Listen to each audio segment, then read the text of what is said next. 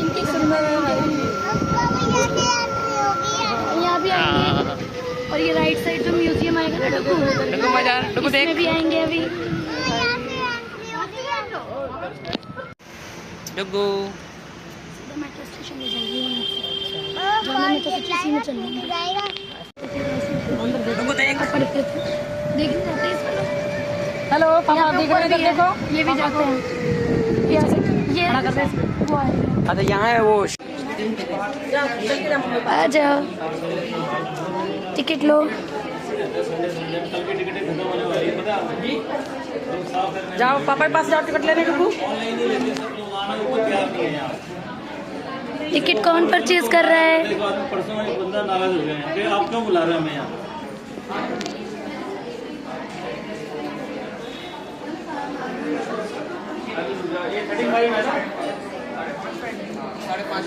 डुगू देखो यो रही, देखो दुक्कू मिसाइल। देखो ये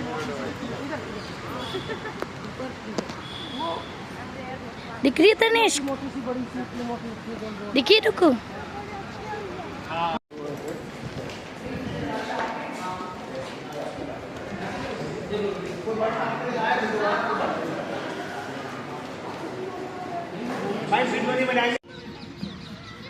आजा आजा डुगू, ऐसे कर करके, ऐसे कर करके डुगू, ऐसे कर करके।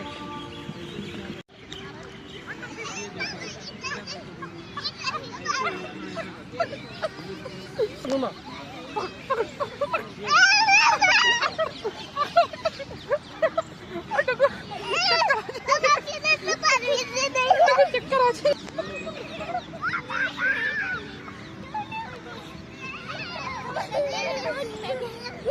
उधर डुगू, उधर उधर उधर उधर उधर उधर उधर उधर जाओ उधर।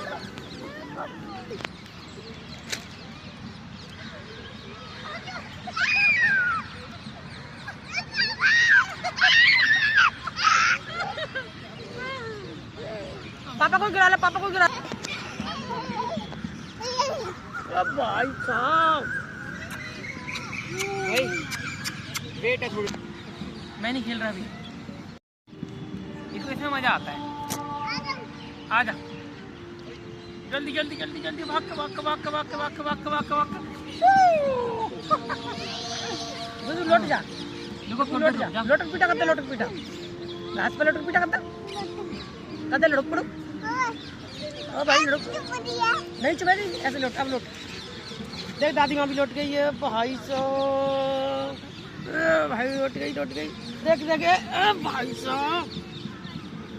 आजा अच्छा अच्छा आजा, जल्दी आजा जल्दी आजा जल्दी आजा।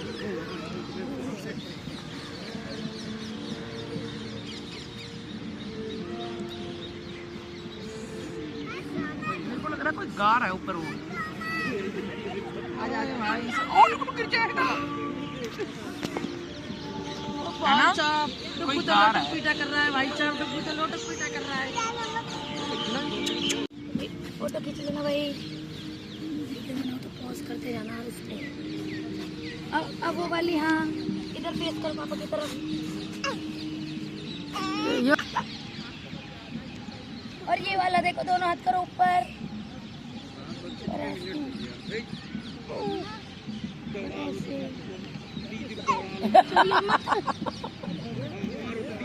अरे ऐसे आके ऊपर लग देखो, नितेश के ऊपर।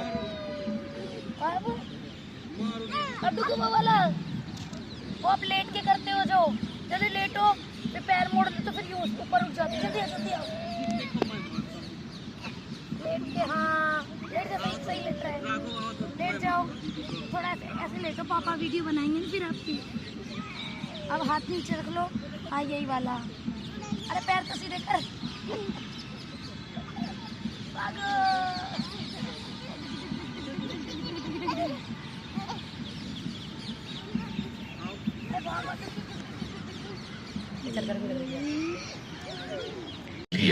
इन वीरांगनाओं ने और दूसरी इन वीरांगनाओं का अलग अलग रूप लेने वाली भारत वहाँ से लाइटें गुड़ दालचीनी और भारतीय मसाले जैसे काली मिर्च की यूरोप में बहुत मांग थी। इसीलिए पुर्तगाली हर हाल में उल्लाल पर कब्जा करना चाहते थे। रानी को इस बात का पूरा एहसास था कि जिन जिन राज्यों पर पुर्तगालियों ने कब्जा किया था उन लोगों पर घोर अत्याचार किया जा रहा था। अबक्का पुर्तगालियों के इरादों से वाकिफ थी। वो अपने राज्य की सुरक्षा के लिए सतर्कता और संयम से आगे बढ़ी। और जब पुर्तगालियों ने व्यापार की आड़ में रानी पर कर देने का दबाव डाला तो रानी ने कर देने से साफ इनकार कर दिया। उल्लाल की माटी हमारी है, कर मांगने का अधिकार कहाँ से मिला तुम्हें? बता दो अपने कमांडर को। उल्लाल और उल्लाल की रानी किसी के आगे नहीं झुकेंगे।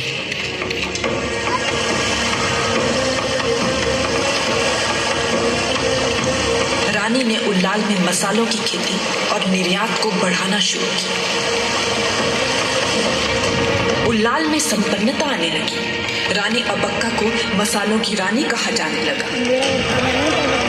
उल्लाल को हथियाने की चाह अब पुर्तगालियों का एकमात्र मकसद बन गया था।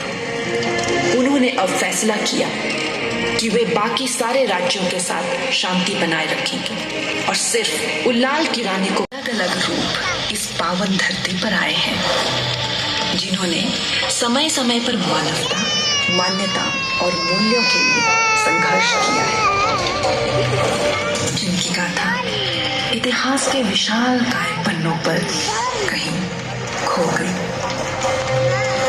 आज मैं सुनाऊंगी उनकी अनसुनी अमर गाथा।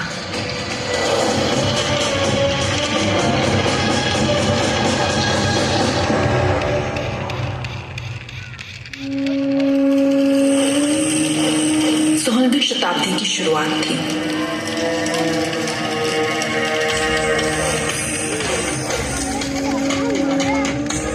और यही वह समय था जब पुर्तगालियों ने अपना व्यापार बढ़ाने के लिए दक्षिण पश्चिमी तट से भारत में प्रवेश किया था।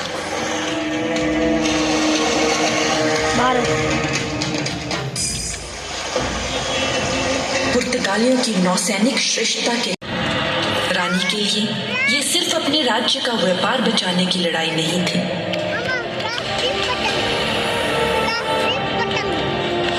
व्यापार नहीं था उस दिल में, वो मातृभूमि के सिपाहियों के दृढ़ निश्चय से वहां कैद ब्रिटिश अफसर 86 दिन तक अपने कदम रेजिडेंसी से बाहर नहीं निकाल पाए और ना ही अंग्रेज अधिकारी उनसे संपर्क कर पाए। ये घेराबंदी बेगम की अंग्रेजों के खिलाफ सबसे बड़ी जीत थी। दीवारों और दरख्तों पर खून के छींटे बयां करते थे देशभक्ति का खुमार। अंग्रेजों के हौसले को बेगम ने चूर चूर कर दिया। आसमां में गूंज रही थी अवध की दहाड़। इसी दौरान उन्होंने अपने 14 साल के बेटे बिरजिस को अवध का नवाब बनाकर लखनऊ को अपने अधीन कर लिया और खुद राजकाज संभाला। मैं शुक्रगुजार हूँ कि आप सबने मेरे बेटे को नए नवाब के रूप में स्वीकार किया। अब इसी तरह हम मिलकर एक ऐसी सेना बनाएंगे जो अंग्रेजों को मुंह तोड़ जवाब दे सके। अक्टूबर 1857 जनरल कैंपबेल अपनी फौज लेकर लखनऊ रेजिडेंसी पहुंचा, लेकिन रानी की शक्ति का पूरी तरह से एहसास अब भी शायद अंग्रेजों को नहीं था। चाहे रेजिडेंसी में अंग्रेजों को बंद दरवाजों के पीछे रोकना हो या फिर सिकंदर बाग में अंग्रेजों के हर वार का जबरदस्त पलटवार करना, बेगम और उसकी फौज की ताकत और हौसलों को देखकर अंग्रेज तिलमिला उठे।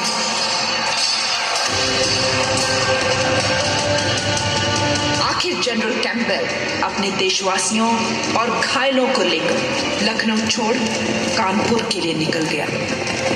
अवध के लोगों की खुशियों का ठिकाना नहीं रहा, लेकिन कैंपबेल ने हार नहीं मानी और फिर से तैयारी की और 40,000 सैनिकों के साथ बेगम और उसकी सेना पर हमला कर दिया। बेगम हजरत ने अपनी फौज को जंग के लिए फिर प्रेरित किया। ये जंग सिर्फ अवध की जमीन के लिए नहीं, बल्कि हमारे आने वाले कल के लिए है। ये हमारा देश है और इस पर हमारा ही हक है।